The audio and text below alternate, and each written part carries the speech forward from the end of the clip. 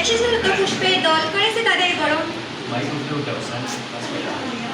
যত পুষ্পের দল করেছে তাদের গরম হাতে হাতে শুভ পাবে তাদের দেওয়া মন।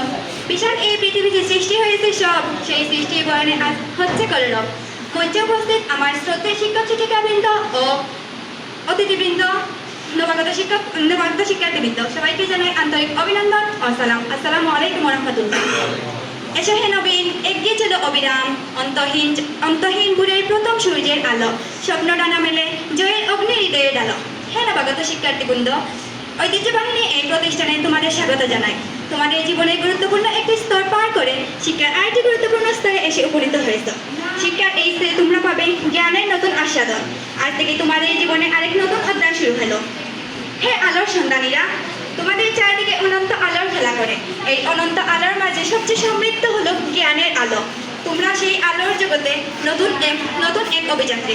তোমাদের এই নবযাত্রায় একনিষ্ঠ সাধনা, গভীর অনুরাগ ও প্রচেষ্টার মাধ্যমে তোমরা নিজেদের জ্ঞানের আলোয় আলোকিত করবে।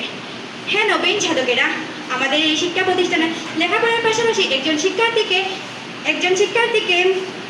একজন মানুষ হিসেবে গড়ে তোলা হয়। এই শিক্ষা প্রতিষ্ঠানে শিক্ষকগণ অত্যন্ত আন্তরিকতার সাথে পড়ালেখা করান।